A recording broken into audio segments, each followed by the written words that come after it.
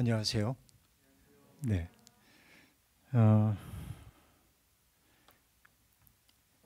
오늘 모처럼 열린 거죠? 교회 문이. 네. 저희 교회는 다음 주일부터 교회가 이제 대면 예배로 전환을 하려고 그렇게 예정하고 있습니다. 아무래도 환자 수가 들쑥날쑥하기 때문에 굉장히 조심스럽게 우리가 접근해야 하고, 특별히 우리 시대의 언론 지형이라고 하는 게 개신교에 대해서 대단히 부정적인 시각들을 많이 가지고 있어서 우리가 잘못한 것도 있지만은 과할 정도로 그렇게 매스컴 지형들이 형성이 되어 있습니다. 그래서 하여튼 교회를 비난하는 말을 하는 게 뉴스거리에 상단을 늘 차지하는 현실 때문에 어쨌든 이게 어쩔 수 없는 현실이라고 보고 우리가 더 조심스럽게 가야 하겠다는 마음이 듭니다. 청년들뿐만 아니라 모든 세대들이 어려움을 겪고 있는 그런 시대입니다. 2월 달에 이 코로나19라고 하는 게 상당히 심각해졌을 때 우리 교인 한 분이 이제 매스컴에도 자주 나오고 그러는 어느 병원의 이사장인데, 그분에게 이제 물었습니다. 이 병이 언제쯤 되면 끝나겠습니까? 그 당시엔 이렇게 심각하게 될 거라고 생각을 하지 못했는데, 그분 얘기가 3월 말에 피크가 오고 4월 초쯤 되면 주춤해지다가 가을이 되면 재확산될 겁니다. 그렇게 얘기해요. 그러면서 우리 확진자가 몇 명 되지 않을 텐데 적어도 가을이 되면은 2만 명 이상 확진되지 않을까요? 이렇게 얘기를 해가지고 이 사람이 아무리 전문가라고 해도 어떻게 그렇게 얘기를 해? 그럴 리가 있나? 이게 몇만 명이라니 말이 돼? 그런데 그 말이 그대로 지금 되고 있는 걸 보고, 이게 감염병의 전문가들이라는 분들이 이 병의 추세를 어떻게 예측하고 있는지를 보았습니다. 그리고 이제 그분이 이제 그 언론에서 처음으로 이 코비드 시대를 살아가면서 이 코로나라고 하는 것을 우리의 삶의 뉴노멀로 받아들여야 한다는 말을 매스컴에서 처음으로 씁니다. 그래서 뉴노멀이란 말이 그 이후에 사람들에게 아주 많이 입에 오르내리게 되었음을 볼 수 있습니다.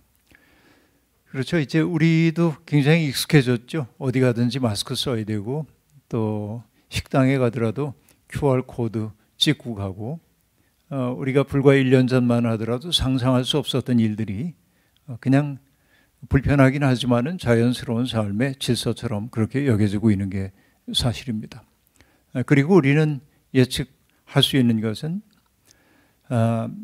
이 코로나19의 백신이 나오고 치료제가 나온다고 할지라도 세상은 코로나 이전의 일상을 회복하는 일은 불가능하다라고 하는 게 사람들이 이구동성으로 하고 있는 이야기입니다.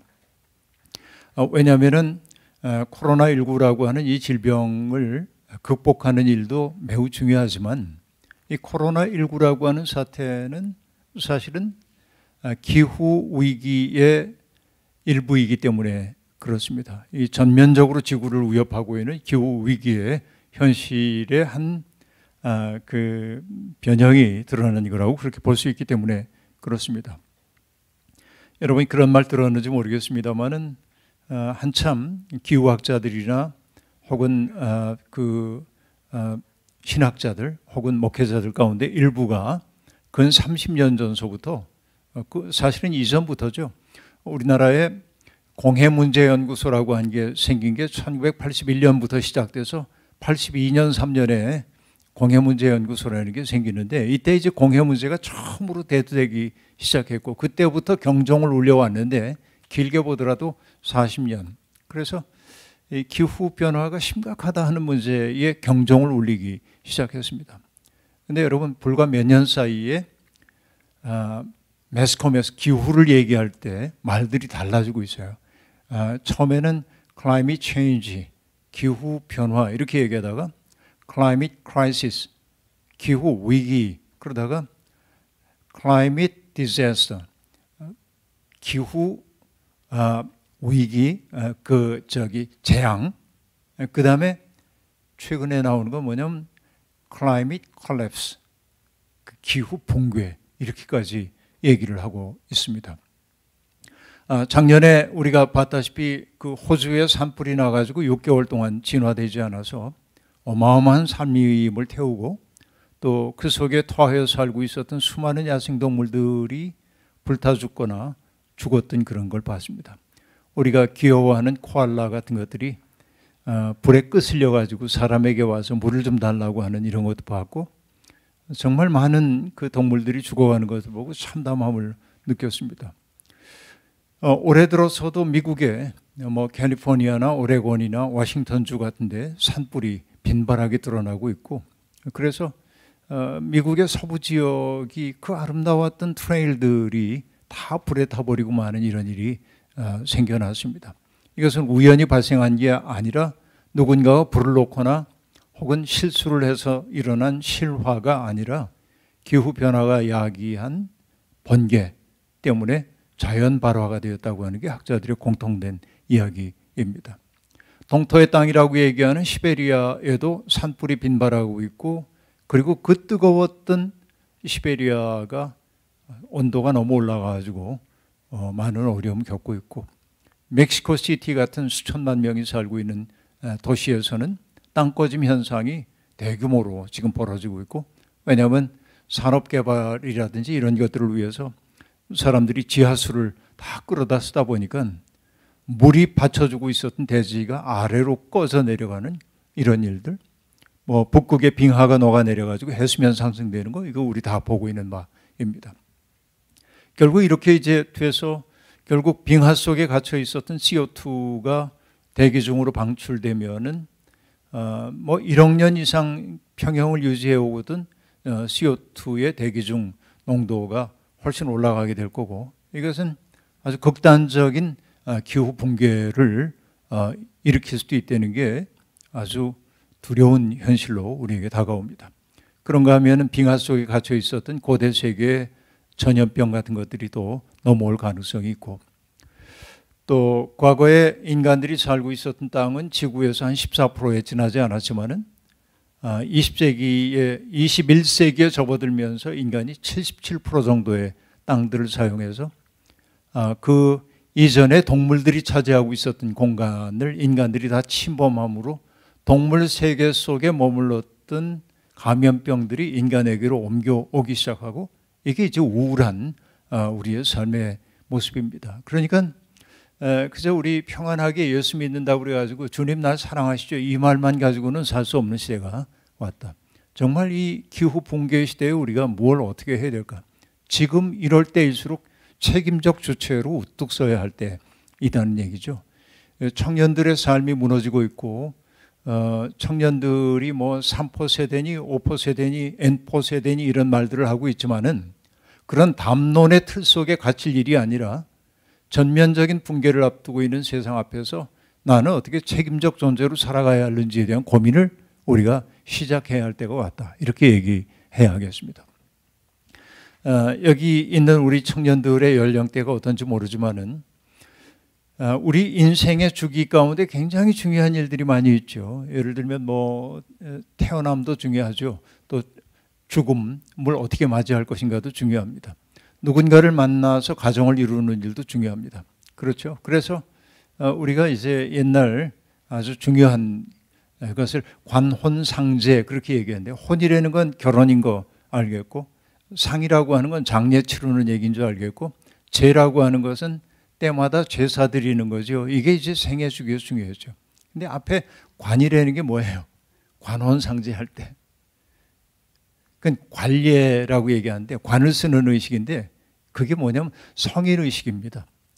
성인이 되는 거예요. 나이 차서 성인으로서 이제 서는 일이 굉장히 중요한 거예요. 관혼상제 가운데 관이 맨 앞에 있다는 게 흥미로운 대목이라고 볼 수 있습니다. 근데 우리는 지금 성인의식이라는 걸 하지 않고 넘어가고 있죠. 대개의 경우에. 이게 이제 우리 현실로 되어 있습니다. 그러나 그 때문인지 오늘 우리 젊은이들이 자기의 삶을 성인으로 우뚝 세우지 못하는 것 같다 하는 생각이 듭니다. 지금도 아프리카라든지 어떤 나라들에서는 13, 14살이 된 청소년들, 청소녀들에게 성인의식을 베푸는 경우가 더러 있습니다. 제가 그 종교학 공부를 해가면서 성인의식에 대한 공부들을 이렇게 해보니까 성인의식도 일종의 입문의례이기 때문에 이니시에이션이라고 얘기를 하는데, 입문의례인데, 어떤 부족 얘기를 들려드릴게요. 우리 부족민들 가운데 올해 성인에 해당되는 사람이 몇 사람이 있는지를 파악을 합니다. 그리고 이제 마을의 원로들이 모여가지고 성인의식을 언제 하면 좋을까, 그러고 날짜를 따져봅니다. 달빛이 어떤지 이걸 이제 면밀히 따져서 그날을 D-Day로 잡고 아이들의 발길이 잘 미치지 않는 숲속에다가 일정한 공간을 만들어 놓습니다. 그리고는 그날 D-Day인 날 그 마을의 원로들이 괴물의 가면을 쓰고 성인의식에 참여해야 할 아이들이 있는 집으로 쳐들어갑니다. 그러면 그 부모들은 그 괴물 가면을 쓴 사람이 그날 올 거라는 걸 이미 알고 있어요. 그러니까 괴물이 들어왔을 때 그 부모가 괴물에 맞서 싸웁니다. 근데 결론은 아시겠죠? 뭔지. 부모가 지는 거예요, 괴물한테. 그러니까 그 공포스러운 상황 가운데서 언제라도 내 편이 되어주고 나를 지켜줄 거라고 생각했던, 거의 전능하다고 생각했던 내 부모가 제 괴물한테 속절없이 지는 모습을 보고 아이는 공포심에 사로잡힙니다. 그리고 이제 그 괴물들이 아이를 데리고 정해진 장소로 가는 거예요. 어두운 숲속으로. 이게 뭘 상징합니까? 부모 세계로부터의 단절이야. 일단은 부모에게 의존하고 있었던 그런 삶에서 스스로가 일어서는 그런 삶의 경험을 해야 하는 것입니다. 그러고 나서 그들이 일정한 장소에 다 모여지게 되면은 그 괴물 가면을 쓴 사람들이 이 청소년들에게 말하기 시작합니다. 우리는 너희 그 부족의 조상신이라고 얘기하면서 너희 부족이 어떤 때한테 시작이 되었고 어떤 위기를 만났을 때 그 위기를 어떻게 극복했고 가뭄의 위기 때 어떻게 이동했으며 다른 부족과 싸움에서 얼마나 용맹하게 싸워서 우리를 지켜내는지 이 얘기를 쭉 들려주는 거예요. 그래서 뭐냐? 성인이 된다고 하는 것 가운데 매우 중요한 요소는 자기의 뿌리를 아는 거예요. 자기의 역사를 아는 거란 말이죠. 사실 여러분, 이 자리에 있는 여러분들이 부모님의 돌봄을 받은 분들이 대부분일 거라고 생각을 합니다만은 그 부모님이 어떤 형식으로 어떤 인생의 고비를 견디며 살아왔는지 그 세세히 잘 알지 못하지요. 아마 그럴 겁니다. 나도 그 자식들이 있지만은 뭐 40살, 38살 그러지만은 이 아이들이 그 아버지가 어떻게 살아왔는지에 대해서 잘 알지 못할 거예요. 오히려 다른 사람들보다 나에 대해서 더 모를 가능성도 있습니다. 사실은 왜냐하면 내가 살아왔던 이야기를 아이들에게 별로 들려준 적이 없기 때문에 그렇습니다. 그 이야기를 다 들려줍니다. 그래서 결국 뭐 하냐면은 자기 부족민으로서의 자기 정체성을 확인하도록 만들어주는 거예요. 그리고는 두 번째 하는 일이 뭐냐? 여러분, 성인이 되기 위해서 그들은 몸에다가 문신을 하는 겁니다. 몸에 문신을 하죠. 그러니까 문신을 한다고 하는 건 뭐예요? 피를 흘리는 일 아닙니까? 그러니까 아프고 공포스럽죠. 그러나 비명을 지르면 안 되는 거예요. 그래서 피를 많이 흘릴 때 그 괴물 가면을 쓴 사람들은 아이들을 데리고 피 흘려서 몽롱한 그 아이들을 가서 땅바닥에 코가 흙을 향하도록 엎드려 놔요. 그럼 아이들은 그 흙기운을 맞고 나서 정신을 차리고 몸과 마음을 수습해서 그 숙소로 돌아와야 합니다. 이게 뭘 상징하냐면 죽음의 공포를 이겨낸 사람이에요. 죽음을 스스로 이겨낸 사람이 되는 거입니다. 그렇죠? 누구도 도와주지 않았어요. 자기 스스로 죽음 그리고 고통 이 문제를 해결하는 사람이 되었다라고 하는 뜻입니다. 그리고 나서 세 번째, 그렇게 아이들이 다 돌아오고 나면 그 괴물 가면을 쓴 사람들이 말합니다. 생명의 탄생은 얼마나 신비로운 일인지, 사랑이라는 게 얼마나 귀한 일인지 이런 것들을 다 얘기해 줘서 어떻게 생명이 존속되어야 하는지 사랑의 신비에 대해서 가르쳐줘요. 이게 성인의식입니다. 이걸 다 가르쳐주고 나면 그때 비로소 괴물들은 가면을 벗죠. 보면 다 아는 아저씨들이에요. 그렇죠? 그러나 그 아이들은 이미 달라져 있습니다. 그들은 뭘 아는 사람이 되었죠? 첫째는 자기의 뿌리가 무엇인지를 아는 사람이 되었고, 어떤 역사의 일부로서의 자기의 정체성을 알게 되었고, 죽음의 공포를 극복한 사람이 되었고, 한번 극복해 본 거예요. 세 번째는 성과 사랑의 신비를 아는 사람이 된 거죠. 이렇게 되면은 부모들은 비로소 부모들이 그 자리로 와가지고 그 아이들을 축하해주고, 그리고 개똥이 쇠똥이 우리 식으로 얘기하면 그런 이름으로 불렸던 아이들에게 진짜 이름을 부여하는 거예요. 성인이 된다는 의식은 그런 것입니다. 가만히 생각해 보면 이게 우리의 신앙생활에서도 그대로 나타나야 하는 것임을 알 수 있습니다. 여러분, 우리가 누구입니까? 여러분, 기독교인들은 인간이 하나님의 형상대로 지음받았다고 얘기하고 있습니다. 하나님의 형상이라고 하는 것은 어떤 의미일까요? 내가 우연히 이 세상에 존재하는 것이 아니고 하나님의 신비로운 뜻 가운데 내가 이 세상에 있는 거예요. 나의 있음이라고 하는 것은 하나님의 뜻 가운데서 발생한 사건이란 말이죠. 그러니까 내 삶은 함부로 살면 안 되는 거예요. 하나님이 우리를 이 세상에 보내신 까닭은 당신의 그 뜻을 이루는 일에 우리의 도움이 필요하다고 해서 보내주신 거예요. 그러니까 우리가 하나님을 믿는 사람으로 산다고 하는 말의 의미는 다른 데 있는 것이 아니고 우리는 하나님의 꿈을 품고 사는 사람들인 거예요. 하나님의 형상이란 말은 신학적으로 굉장히 다양한 해석 가능성이 있지만 우리가 적어도 하나님의 형상이라고 진실로 믿는다고 하는 것은 하나님이 나를 통해 하시려는 일이 있음을 새기고 사는 거란 말이죠. 그래서 여러분, 유대교의 랍비였던 아브라함 조수 헤셀이라고 하는 사람은 이렇게 얘기합니다. 하나님을 믿는다고 하는 것은 하나님의 꿈을 나의 꿈으로 삼고 그 꿈을 이루기 위해 해산의 수고를 다하는 것, 그렇게 얘기합니다. 하나님을 믿는 건 그런 거예요. 그러니까 내가 누구인지를 알아야 돼. 세상은 우리를 보고 때때로 너는 루저야, 너는 실패자야 하고 얘기하는지 모르지만 하나님이 창조하신 사람으로서의 나의 그 자부심, 나는 하나님의 형상이라고 하는 자부심, 나 스스로가 포기하지 않는다고 한다면 누군가에 의해서 내 삶이 루저로 규정될 수 없어요. 내가 루저가 되는 것은 누군가 때문이 아니에요. 내가 나를 포기하기 때문에 그런 것이죠. 그러니까 여러분, 남들과의 경쟁에서 진다고 해가지고 내 인생이 비참하다 생각할까? 아무것도 없어요. 저마다의 몫이 있기 때문에 우리가 존재하기 때문에 그래요. 그러니까 이게 내력을 아는 거예요. 기독교인으로서. 잊지 마십시오. 나는 하나님의 형상, 하나님은 나를 통해 하실 일이 있어. 내가 존재하는 까닭은 거기에 있다. 그런 얘기죠. 그리고 어떻게 우리가 죽음을 넘어서야 하겠습니까? 죽음을 피할 때는 죽음을 넘어설 수가 없습니다. 죽음의 고통 속에 들어갔죠. 바로 이게 뭐예요? 십자가 사건 아닙니까? 예수 그리스도가 보여주는 십자가 사건은 그런 거예요. 죽음으로 살아나는 것인 것이지요. 우리가 부활을 믿는다고 하는 말이 어떤 말이겠어요? 부활을 믿는다고 하는 거. 난 죽어가지고 이 몸으로 살아날 거야. 여러분, 그런 생각만 품고 있다고 한다면 우리는 부활의 삶을 살지 못해. 적어도 부활의 삶을 산다고 하는 말의 의미는 무엇입니까? 하나님의 뜻대로 살다가 나는 패배하는지 몰라도 하나님은 패배하지 않으셔요. 이걸 믿고 사는 거예요.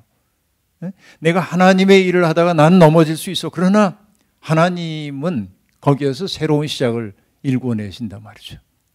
하나님은 패배하지 않는다. 여러분, 1989년인가요? 천안문 사태, 중국의 천안문 사태가 나가지고 동아시아 역사를 20년 뒤로 더 돌렸다는 얘기를 합니다만 정말 그 민주화를 요구하고 있었던 중국의 민중들을 탱크로 깔아 뭉개고 수많은 사람들을 죽게 했던 천안문 사태가 벌어졌습니다. 그런데 많은 사람들이 죽었던 그 바닥에 여러분 어떤 사람이 피로써 쓴 글이 있잖아요. 우리는 여기에서 피를 흘리고 죽을는지 모르지만 우리가 민주를 위해서 싸웠던 여기에서 흘린 피 속에서 대나무가 솟아나올 거고 우린 마침내 숲을 보게 될 거다 이렇게 썼단 말이에요. 그러니까 이게 이제 강력한 힘인 거죠. 우리가 그리스도의 부활을 믿고 산다고 하는 것은 뭐냐면 나는 패배해도 괜찮아. 하나님의 뜻대로 살다가 하나님은 패배하지 않으시니까. 이게 죽음을 극복한 사람 되는 거 아닙니까? 성인이 된다는 것은 그런 검질김을 내 속에 품고 사는 거라고 얘기할 수 있어요. 그 다음에 성인이 된다는 게 사랑과 성의 신비를 깨닫는 것이라고 얘기를 했습니다. 결국 우리 신앙적인 얘기로 하자고 한다면 뭡니까? 인생에게 주어져 있는 소명이 있다고 한다면 결국 사랑을 배우는 것이 인생의 소명이구나 라고 하는 것입니다. 사랑이라는 게 어떤 거예요? 여러분 어떻게 규정하는지 모르겠습니다. 내가 어떤 대상을 바라보면서 아, 참 좋다 이렇게 느끼는 게 사랑처럼 느껴질 수도 있습니다. 그러나 여러분 뭐 다양한 얘기가 다 가능하지만은 사랑이라고 하는 것은 자기를 초월하는 능력이라고 볼 수 있어요. 사람은 누구나 다 몸을 가지고 있기 때문에 이 몸이라고 하는 것이 요구하고 있기 때문에 우리는 그 몸적 사고를 하도록 되어 있어요. 몸은 언제나 결핍감을 느끼기 때문에 뭔가 채워지기를 원해요. 그러니까 사람은 저마다 다 자기를 세계의 중심에 놓으려고 하는 경향이 있다. 이렇게 말할 수 있어요. 그렇죠. 세상 저편 어딘가에 고통스러운 일이 있어도 남들 죽는 사정보다 내 손톱 밑에 들어간 가시 하나가 더 괴로운 거예요. 사람은 그렇단 말이죠. 이게 인간이에요. 자기를 중심에 놓고 자기 중심으로 세상이 돌아가야 된다고 생각해요. 그러나 내 속에 참된 사랑이 들어오게 되면 나로부터 해방되는 거예요. 그게 뭡니까? 내가 사랑하는 그 대상을 위해서 나를 귀찮게 하고 나를 좀 희생하는 것이 불편하지 않은 거예요. 여러분 이게 이런 건 뭐 적절한 예가 아닐는지 모르겠습니다만은 저도 이제 그 할아버지이니까 손자 손녀들이 있단 말이에요. 근데 정말 키워보니까 정말 그런데 내 아들 딸 키울 때는 그렇게 이쁜 줄 몰랐어요. 왜냐하면 내 일도 바쁘고 이러다 보니까. 근데 손자 손녀가 태어나니까 나는 적어도 그런 할아버지가 되지 않을 줄로 알았는데 바보가 되는 거예요. 이게. 아이들이 좋은 일은 다 해주고 싶어. 이게 할아버지가 존재해야 하는 이유가 거기에 있어요. 엄마 아빠는 꾸지람도 하거든요. 애가 잘못하면 너 그러면 안 돼. 이제 이렇게 멈춰. 그렇게 해야죠. 부모는 당연히. 근데 할아버지 할머니는 어떻게 하냐면 그냥 좀 놔둬라. 받아줘요. 이게. 그래서 여러분 세상 떠났습니다만 정진규라고 하는 시인이 있는데 그의 시 가운데 옹알이라고 하는 시가 있는데 이런 내용이 등장합니다. 아기 천사가 우리 집에 오신 다음에 만사 오케이가 됐대. 뭐를 해도 다 괜찮아. 그 아이 때문에. 얘는 언어를 하지 못하지만 애가 옹알옹알 얘기하면 모든 사람들이 다 알아들어. 만사 오케이야. 모든 게 다. 그렇잖아요. 그러니까 시인으로 평생 언어를 다루며 살아왔는데도 불구하고 언어 다 반납하고 아이의 옹알이를 알아듣는 일에 집중하는 거예요. 이게 사랑 아닙니까?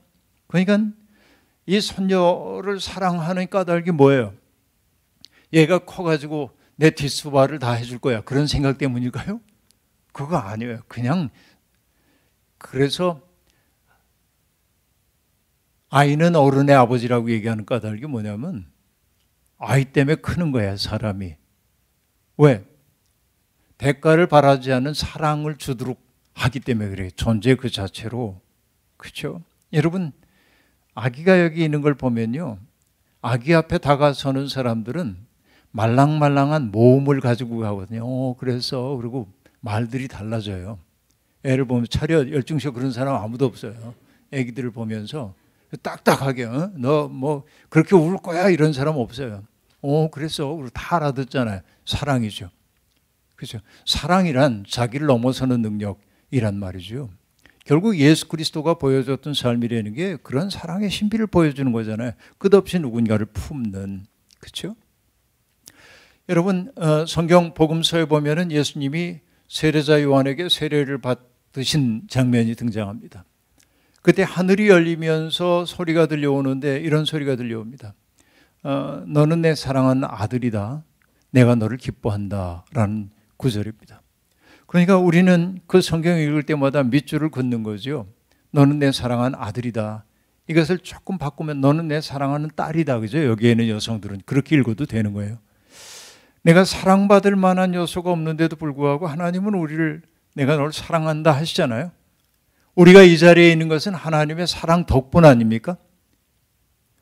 주님이 부르지 않았으면 우리가 여기 있을 수 없거든요. 주님이 부르신 까닭은 사랑하기 때문이에요. 그러니까 이 고백은 우리에게도 해당돼요. 너는 내 사랑하는 아들이다, 내 딸이다. 밑줄 쭉 거예요. 근데 그 뒤에 뭐라고 얘기하냐면 내가 너를 기뻐한다 라고 말합니다. 이 말은요, 내가 너를 기뻐한다는 말은 내가 내 속에서 즐겁다요. 다시 얘기하면 너를 보면 내가 행복해. 하나님이 그렇게 얘기하는 거예요. 그럼 정직하게 나 자신을 돌아봅니다. 하나님이 나를 보면 정말 기뻐하실까? 내 사는 모습, 내 마음씀, 내 말씨, 내가 사람들을 대하는 방식 이런 걸 보면 하나님이 너 때문에 내가 정말 기뻐 이렇게 얘기하실까? 여러분 좀 찔리는 부분이 있죠? 그래서 이렇게 되는 거예요. 내가 너를 사랑한다. 아멘. 그때 하나님이 그 다음에 뭐라고 하시면 근데 너 때문에 내가 걱정이 많아. 예? 이런 거 아닐까 오늘 우리들은. 그러면 예수 그리스도의 어떤 모습이 하나님의 마음속에 기쁨을 드렸을까? 우리가 봐야잖아요. 근데 성경에 보면 복음서를 보면 예수 그리스도께서 사람들을 대하는 게 나와. 저도 마음속에 소망이 하나 있다고 한다면은 그 예수님의 학교에서 일주일만 머물고 싶어요. 예수님이 무슨 말씀하셨을까? 신학적으로 심오한 질문 그런 거 하나도 하고 싶은 생각 없어요. 왜? 신학적으로 제 아무리 심오해도 삶이 뒷받침되지 않은 그 아무것도 아님을 알기 때문에 그래요. 여러분 중세의 그 가톨릭 신학 스콜라 신학 혹은 철학이라고 하는 게 얼마나 심오한지 모릅니다.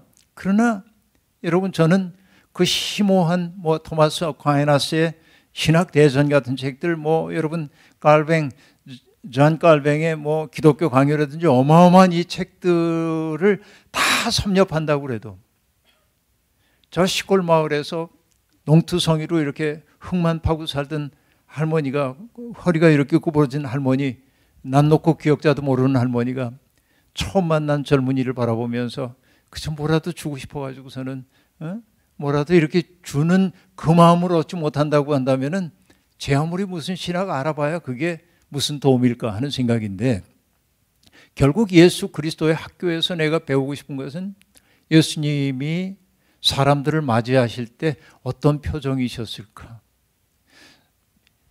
어떻게 보면 유대교의 사회적 세계에 의해서 죄인으로 규정되었던 그 병자들을 바라볼 때 그 당시에 경건하다고 하는 사람들은 저 사람들은 하나님에게 죄를 지어서 벌 받은 거야 라고 하고 가까이 해서는 안 될 사람으로 여길 때 주님은 그들을 어떻게 했죠? 성경을 보면 그들 때문에 마음 아파하시고 그 나병 같은 거 앓고 있는 사람들 몸에 손을 대시잖아요.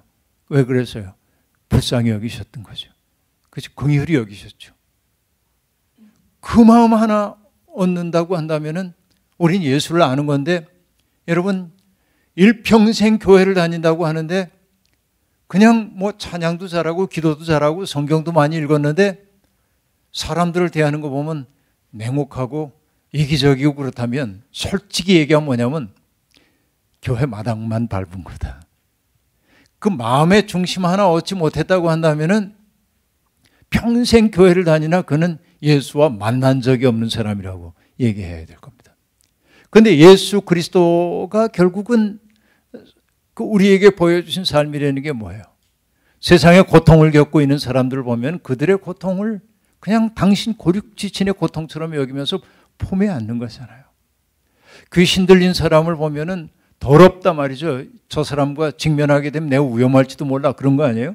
여기 이제 컵이 있는데 예를 들면 내가 부주의해가지고 이 컵을 바닥에 떨어뜨려서 깨졌어요. 그럼 여러분 깨진 거 내가 이렇게 주우려고 그럴 때 앞에 있는 자비로운 분들이 그러겠죠. 목사님 주의하세요. 왜? 모든 깨진 것은 날카롭기 때문에 그렇습니다. 그렇잖아요. 깨진 건 날카로워요. 근데 귀신에 들렸다고 하는 그 얘기는 뭐냐면 어떤 그 영적인 존재가 들어가기도 한 것이지만은 결국 그 말을 달리 얘기하면 뭐냐? 통합성을 유지하고 있어야 하는데 이렇게 통합성을 유지해야 하는 게 깨졌어. 어떤 충격에 의해서건 깨지니까 어떻게 됩니까? 날카로운 모서리가 생겼고, 그래서 성경에 보면 귀신 들린 자의 특색을 어떻게 얘기합니까? 사나워요. 그 앞으로 사람들이 지나갈 수가 없어. 그리고 외부에만 사나운 게 아니라 어떻게 합니까? 불 가운데도 들어가고 물 가운데도 들어가는 거예요. 이 사람이 자기를 해치기도 해요. 그렇죠? 그러니까 사람들은 꺼려요. 근데 주님은 어떻게 했습니까? 어이구 불쌍하고 앉잖아요. 그래서 귀신을 쫓아내주잖아요. 그런 온전한 사람 만들잖아요. 그 사랑, 그게 예수적 존재가 되는 거 아니겠어요? 그렇죠? 그리고 여러분 살면서 제일 서러운 것들이 어떤 것들이에요? 제가 우리 딸아이가 그 중학교 다닐 때 물어봤어요. 야, 너는 학교에서 선생님들이 어떤 게 제일 싫어? 그랬더니 딸이 대답했습니까? 차별하는 거예요. 차별받는 것처럼 여러분 서러운 일이 없잖아요. 살다 보면. 근데 여러분 예수님이 살던 그 당시에는 너무나 많은 차별이 존재했습니다. 거룩한 것과 속된 것을 갈라놓고, 그죠? 의인과 죄인을 나누고 남자와 여자를 나누고 그리고 유대인과 이방인을 나누고, 그래서 저편에 있는 사람들은 더럽다고 규정하잖아요.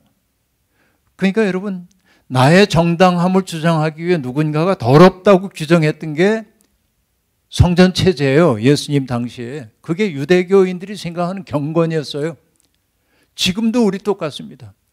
기독교인들도 너무나 많은 혐오를 만들어내고 있어요. 내가 꽤 괜찮은 사람처럼 보이기 위해 누군가를 이렇게 더럽다고 얘기하는 그런 일들이 너무 많이 있단 말이죠. 근데 주님은 어떻게 했냐면 그렇게 안 하고 안으셨어요. 폼에 안아요. 가늠하다 잡혀온 여인에게 주님 하신 말씀은 뭡니까? 너를 치려던 이가 다 어디 있냐? 주님 보이지 않습니다. 그때 주님이 얘기합니다. 나도 너를 정죄하지 않는다. 가서 다시는 죄를 짓지 말아라. 그러잖아요. 그러니까 정말로 마음이 갈라지고 상처를 받았던 사람들을 주님은 그냥 품에 안으셨잖아요. 우리가 적어도 예수를 믿는 사람으로 산다고 하는 것은 바로 그런 마음 하나 얻자고 하는 것 아닙니까? 그러니까 여러분 내가 아무리 믿음 좋은 것처럼 얘기하는지 몰라도 교회에서 직분이 올라간다 할지라도 그 예수의 마음으로 우리가 어떤 사람들을 대하지 않는다면 우리는 여전히 믿음 가운데 있다고 할 수 없다 그 얘기지. 그렇죠? 이게 중요한 거예요. 그러니까 여러분 오늘 본문 말씀에 보면은 예수님이 어부들을 부르시는 장면이 등장하는데요. 얘기를 약해야겠습니다. 저는 그 얘기를 듣고도 잊어버렸는데 1시간쯤 얘기하라는 줄로 알았는데 40분 얘기하는 거라고 그래가지고 그래서 이제 얘기 몇 분 내로 이제 맞춰야 할 상황입니다. 네? 네? 그만하라고요? 조금 더 얘기하라고요? 네. 네. 여하튼 여러분 그 예수님 당시에 팔레스타인이 너무 힘들어요. 왜냐하면 로마의 식민지였던 거 여러분 아시잖아요. 로마의 폭력성에 대한 얘기는 여러분께 할 시간이 없고요. 특별히 갈릴리 지역을 다스리고 있던 갈릴리의 영주, 그러니까 여러분 이제 헤롯 대왕이라는 사람이 있잖아요. 예수님 태어날 무렵에 유대 땅을 다스리던 전체를 다스리는 사람이 헤롯 대왕인데 헤롯 더 그레이트라고 얘기를 해요. 대왕이라고 해가지고. 그런데 헤롯 대왕이 세상을 떠나고 나서 헤롯이 다스리던 그 땅을 그 아들들 4명에게 나누어서 통치하도록 합니다. 그래서 그 나뉘어진 왕국의 4분의 1쪽을 담당하는 사람들을 성경은 뭐라고 하냐? 분봉왕 그래요. 분봉왕이라는 게 원어로 보면 어떤 의미냐면 4분의 1 왕이라는 뜻이에요. 넷으로 나눠가지고 넷 가운데 하나를 다스리는 거야. 그러니까 이 분봉왕들의 꿈은 뭐겠습니까? 아버지처럼 대왕이 되는 거겠죠. 다 다스리고 싶어요. 그 욕망이 있어요. 특별히 갈릴리를 다스리고 있었던 갈릴리의 영주 헤롯 안티파스, 성경은 헤롯 안디바라고 얘기하고 있는데, 안티파스라고 하는 그 사람은 욕망이 큰 사람이에요. 대왕이 되고 싶어요. 그래서 그가 했던 일은 뭐냐면, 그가 다스리고 있던 시대의 로마 황제의 이름은 티베리우스라고 하는 사람이었습니다. 근데 이 티베리우스에게 잘 보여야 돼. 자기의 뭐냐면은 인명권자라고 봤기 때문에 티베리우스에게 잘 보이기 위해서 갈릴리 서안에 도시를 하나 건설합니다. 그 도시의 이름이 티베리아스예요. 황제의 이름을 딴. 그래서 티베리아스가 있는 바다를, 그 앞바다를 티베리아 바다 그래. 갈릴리 호수 앞에 있는 티베리아스 앞에 있는 바다가 티베리아 바다예요. 특별히. 거기를 뭐 게네사렛 호수라고도 하고 갈릴리 호수라고도 하고 뭐 티베리아, 그런 특별히 티베리아는 바로 그것을 얘기해요. 근데 한 도시를 건설하는데 돈이 얼마나 많이 들어요. 그 돈이 왕가의 주머니에서 나와서 백성들 살도록 해주면 얼마나 좋겠습니까만 그럴 리가 없잖아요. 갈릴리의 민중들에게 다 빼앗는 거예요.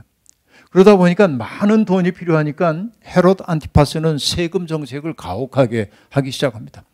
특별히 어부들에게도 역시 마찬가지 있는데, 예전에는 어부들이 일정한 만큼만 세금을 내면 됐지만 안티파스는 세금 정책을 바꿉니다. 어떻게 바꾸냐면 그 사람이 가지고 있는 배의 크기와 그가 가지고 있는 그물의 크기에 따라서 어획량과 상관없이 세금을 부과하는 거예요.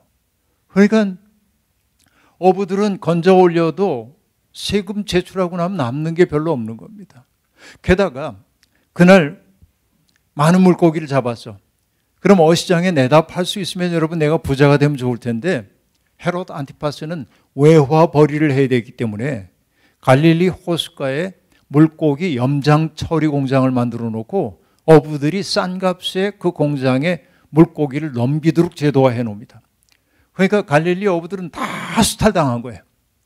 그래서 여러분 1986년인지 제가 정확한 연도 기억 못합니다만은 어떤 형제가, 키부츠에 있던 형제가 갈릴리 호수가 가물어 가지고 호수가 많은 부분 바닥을 드러냈을 때 옛날 동전이라도 좋을 수 있을까 그러고 갈릴리 바닥을 뒤지다가 용골처럼 튀어나온 것을 보고 이상하다 하고 보니까 나무 구조물인 걸 보고 얼른 문화재청에 신고를 합니다. 와서 보니까 배야, 배. 그래서 문화재청이 그게 훼손되지 않도록 울타리를 두르고 물 들어오지 않도록 하고 다 원상을 이제 해냈어요. 그걸 갈릴리 보트라고 얘기하는데 탄소 연대 측정을 해보니까 대개 2000년쯤 된 배입니다. 그래서 온 세계의 고고학계가 야단이 났습니다. 왜냐하면 예수님 살아계실 때 타고 다녔을 배일 가능성도 있는 거예요. 그 배가. 그런데 그 배를 보고 나서 사람들이 놀란 게 뭐냐면 이 배는 자연히 가라앉은 게 아니라 어부들이 가라앉혔을 가능성이 있어요. 왜? 배를 가지고 있으면 세금 내야 되니까. 이게 얼만큼 힘든지 아시겠죠? 그래서 여러분 저는 그걸 보면서 예수님의 첫 번째 제자들이 어부인 까닭을 알았어요. 어부들은 살 수가 없어. 그러니까 이놈의 세상 바뀌었으면 좋겠다 그런 거 아니에요? 그때 예수님이 나를 따르라 그러니까 배와 그물을 버려두고 예수를 따라간 거죠. 근데 그 당시에 사람들의 삶이 얼마나 힘들었냐면 1세기의 팔레스타인의 사회 경제사를 연구한 자료를 보니까 대개 그들의 1인당 GDP가 얼마 정도가 되냐면 46.9 데나리온 정도입니다. 데나리온이라는 게 노동자의 일일 품삯을 얘기하죠. 그러니까 넉넉하게 쳐서 50 데나리온이라고 합시다. 그러면 노동자 일일 품삯을 요즘으로 따지면 10만 원. 그럼 이 사람들이 얼마 버는 거냐면은 50데나리온이 얼마예요? 500만 원 버는 거죠. 1년에. 500만 원 가지고 살 수 있어요, 여러분? 4인 가족이라고 해도 2천만 원밖에 못 봅니다. 그러니까 1세기 팔레스타인 사람들은 세끼 밥을 먹을 수가 없어요. 이것이 예수님이 다니실 때 오병이어의 기적을 일으킨 것도 그냥 우연한 일이 아니라고. 사람들에게 짠하고 보여주려고 한 게 아니라고. 극한의 어려움을 겪고 있는 거예요. 심지어는 여러분 그 당시에는 달걀 하나의 값이 얼마인 줄 아세요? 1데나리온입니다. 달걀 하나 먹으려면 아까 계산한 대로 얘기하면 10만 원을 내야 돼. 그러니까 단백질 절대 부족이에요.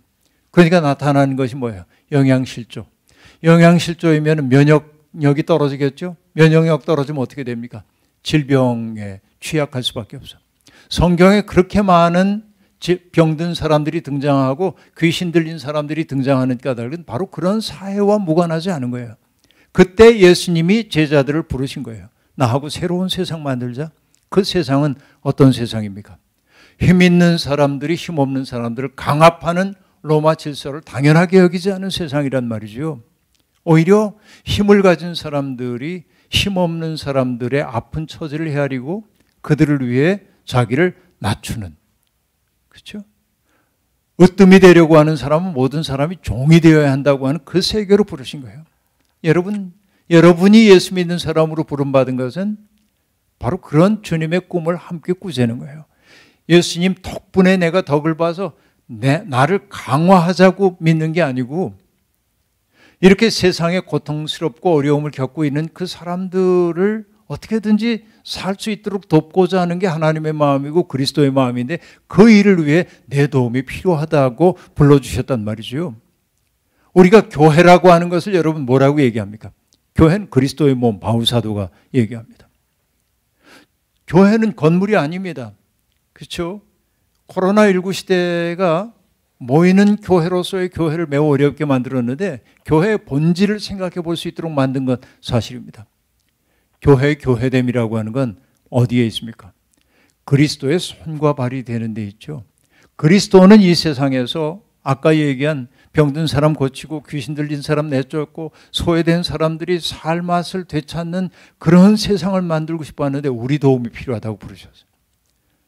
내가 그 일을 함께 감당하게 될 때 비로소 우리는 그리스도의 손과 발이 되는 거고 바로 그것을 교회라고 한단 말이죠. 높은 뜻 광성 교회라고 얘기할 때 이 건물 혹은 이 교회를 구성하고 있는 어떤 종직들이 교회인 것이 아니고 그리스도의 꿈을 품고 그 꿈을 이루어내기 위해서 우리가 살고 있는 척박한 역사 속에서 그리스도의 손과 발이 되려고 할 때 바로 그게 진정한 교회의 모습이다 하는 얘기이죠. 이게 교회 본질은 바로 그런 데 있다 하는 얘기입니다. 우리가 살고 있는 이 세상은 끊임없이 사람들을 고립시킵니다. 왜? 욕망 중심의 삶이라는 건 사람을 고립시키거든요. 그러나 믿음 가운데 산다고 하는 건 뭐예요? 사람들을 고립으로 내몰고 있는 세상에 저항하면서 연대의 손을 붙잡는 거예요. 내 삶이 얼마나 소중한지, 내 덕분에 내가 산다고 하는 걸 고백하는 거예요. 바로 그것이 뭐예요? 백향목처럼 우뚝한 사람이 되어야 한다고 가르치던 시대에 예수님은 하나님 나라를 뭐라고 얘기합니까? 겨자풀들이 자라나가지고 공중에 나는 새들을 품에 안는 것, 이런 것이 하나님 나라 꿈이라고 얘기하잖아요. 그러니까 예수를 믿었기 때문에 내가 다른 사람들보다 굉장히 우월적 존재가 되는 것이 믿음인 것이 아니라 내가 어떤 자리에 있든지 간에 나를 고립시키려고 하는 그 세상을 저항하면서 나와 다른 사람과도 손 붙잡고 함께 연대해가면서 누군가를 품어주고 품이 되어주는 것, 바로 이게 교회다 말이죠. 이 시대의 청년들이 너무 작게 만들고 있어요. 자본주의 세상이.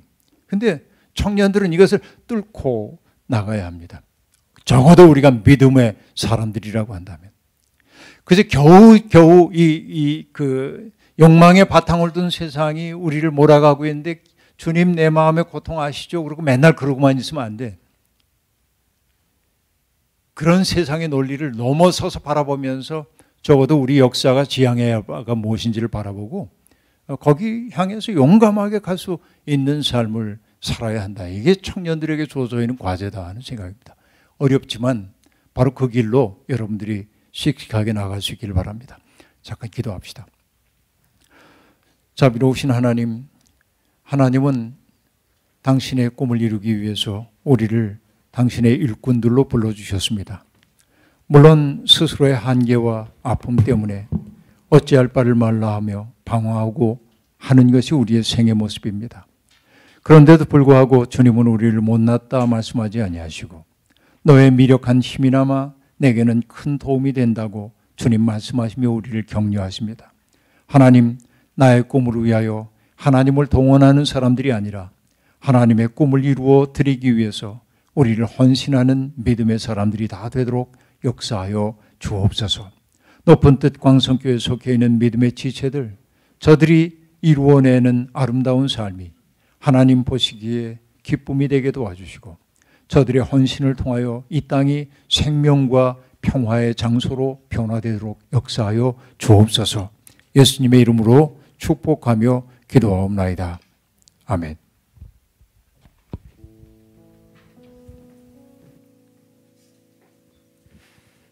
네, 우리 주신 말씀 기억하시면서 함께 찬양하고 기도하도록 하겠습니다. 주님 보좌 앞에 나아가 함께 찬양하겠습니다.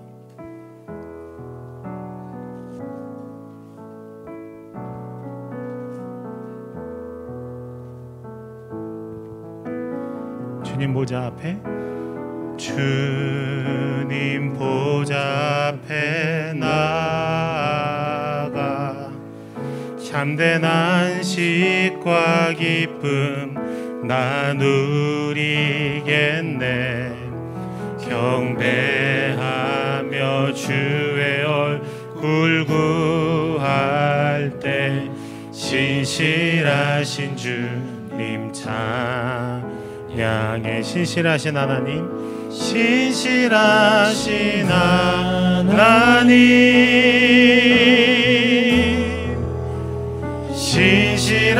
신실하신 주,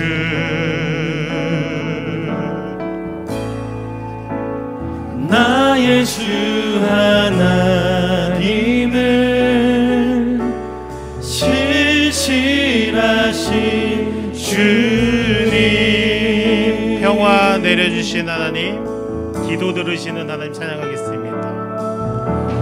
기도 들으시는 하나님, 폭풍 속에 내 등불 내 노래시라. 주의 날개 아래서 내 맘 쉬리니. 신실하신 주님 찬양해. 신실하신 하나님, 신실하신 주,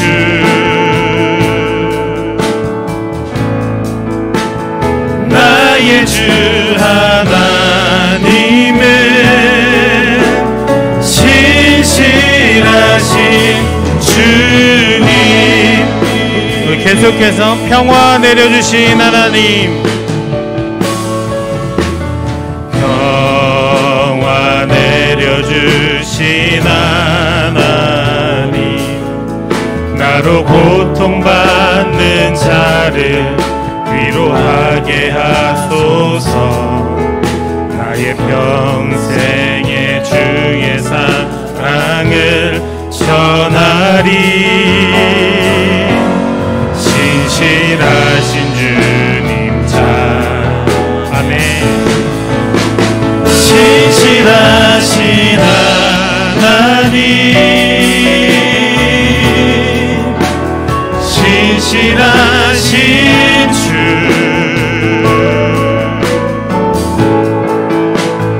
나의 주 하나님은 신실하신 주, 신실하신 하나님, 신실하신 하나님, 신실하신 주,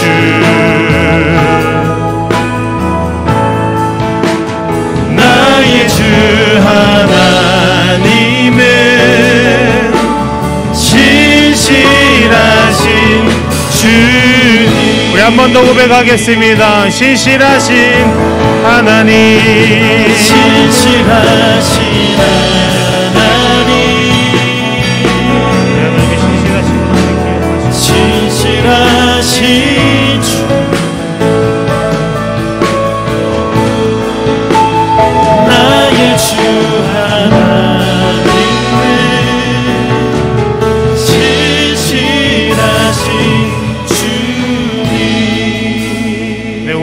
나눠주신 말씀을 기억하시면서 우리의 삶의 자리와 또 우리 교회가 처한 현실과 특별히 하나님이 지으신 이 온 세상 열방 가운데 또 기후의 문제로 또 여러 가지 우리 인간들이 저질러 놓은 여러 가지 문제들로 인한 또 동물들의 신음과 또 자연 세계의 파괴들을 기억하시면서 한번 기도하면 좋겠습니다. 신실하신 하나님, 당신의 신실하심으로 우리의 삶의 자리들과 또 특별히 이 창조 세계를 또 지키시고 또 보호하여 주시옵소서. 무엇보다 그러한 일들 가운데 하나님의 성명을 또 부름받은 또 우리 그리스도인들이 먼저 당신의 신실하심을 조차 우리 삶에서 또 신실하게 당신이 맡겨주신 이 자연환경들을 가꾸고 또 섬기고 또 보존하는 일들에 먼저 부름받아 또 나아갈 수 있도록 인도해 주옵소서. 우리 삶에 예기치 않은 모든 어려움과 문제들 가운데 예수님 당신께서 제자들을 부르셨던 것 같이 또 다른 또 피할 길들을 예비하여 주시고 또 당신의 부르심 앞에 응답받아 나아갈 수 있도록 인도해 주옵소서라고 우리 하나님의 신실하심을 의지하시면서 우리 삶의 자리들과 특별히 자연 환경과 이 생태계를 위하여 함께 기도하며 나아가면 좋겠습니다. 기도하시겠습니다. 살아계신 하나님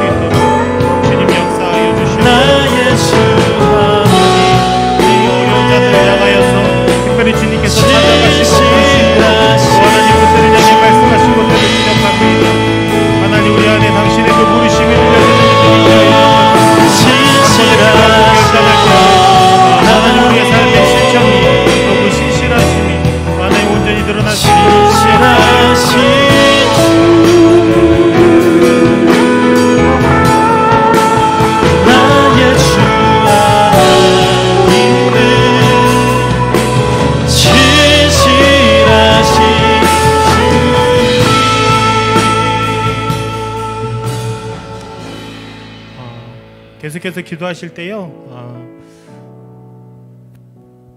이 교회됨은 하나님에 대해서 예배를 잘 드리고 거룩한 신앙생활들을 성실하게 해나가는 것으로 드러나지 않습니다. 우리가 하나님을 향한 사랑만큼이나 세상을 향하여 이웃을 향하여 드러나는 우리의 사랑의 행위들이 온전히 드러날 때에 정말 온전한 교회로서 존재하는 것이다 말할 수 있을 텐데요. 한 가지 좀 결단하시면서 마지막으로 한 번 더 기도하면 좋겠습니다. 하나님, 우리가 우리의 교회됨을 드러나기 위하여 하나님을 열심히 예배하는 것만큼이나 이 세상 가운데 하나님께 받은 사랑과 은혜를 나를 통해 흘려내보내고 또 나타내고 증거하고 또 행동으로 말하는 일들이 풍성하게 드러나기 원합니다. 하나님, 어쩌면 이 세상은, 어쩌면 우리 주변에서 어떤 이들은 그건 너무 미약하다고, 그 정도의 몸부림으로는 아무것도 변하지 않겠다라고 말할 수 있겠지만, 그러나 우리가 그 행동을 멈추지 않는 것은 우리 행동을 통하여 역사하시는 하나님의 전능과 신실하심을 기대하기 때문입니다. 고백하시면서요, 다시 한번 결단하면 좋겠습니다.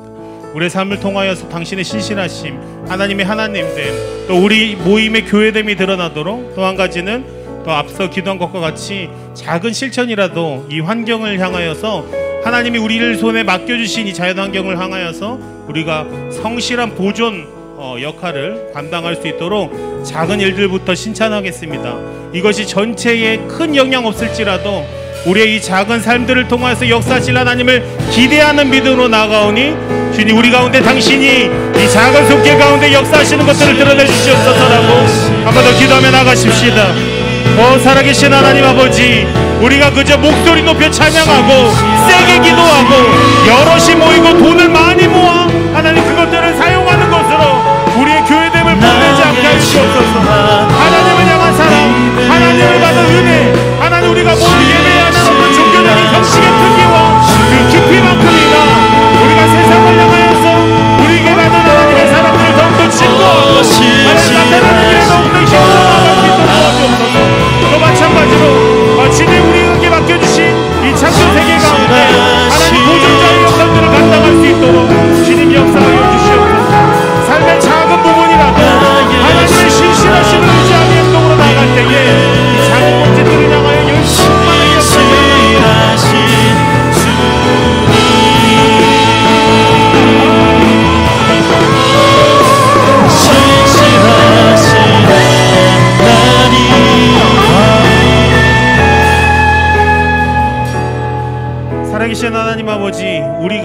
우리의 교회됨이 드러나는 것이 멋진 형식의 예배나 또 많이 모인 군중의 그 위압감이나 많은 재정이나 또 사람 수로 우리의 교회됨을 드러나는 것이 아니라 하나님의 받은 사랑만큼이나 그것에 최대한 우리가 반응하는 방식으로 세상을 향해 섬기는 사랑과 또 세상을 향해 섬기는 우리의 구제와 또 세상을 향해 참여하는 방식으로 우리의 교회됨, 나의 크리스찬됨을 드러내는 공동체 되게 하여 주시옵소서. 그 일환으로 하나님 우리 손에 맡겨주신 이 자연세계와 생태계 가운데 작은 실천이라도 함께 행동함으로 또 하나님이 여전히 우리를 통해 일하시며 역사하실 것이라는 그 믿음을 고백하는 우리의 신앙의 고백이 되게 하여 주시옵소서.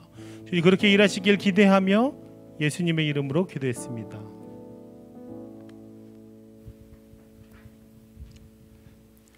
성부, 성자, 성령 삼위일체 하나님의 은혜와 역사하심과 사랑이 오늘 예배를 드리고 그리스도의 손과 발이 되어 하나님의 마음을 가슴에 품고 살기로 다짐하는 높은 뜻 광성교회 모든 젊은이들과 이 교회에 속해 있는 모든 지체 위에 그리고 신음하는 피조 세계와 세상의 벌판에서 난민되어 떠돌고 있는 가련한 우리의 이웃들의 삶 가운데 이제로부터 영원토록 함께 계시옵기를 간절히 축원하옵나이다. 아멘.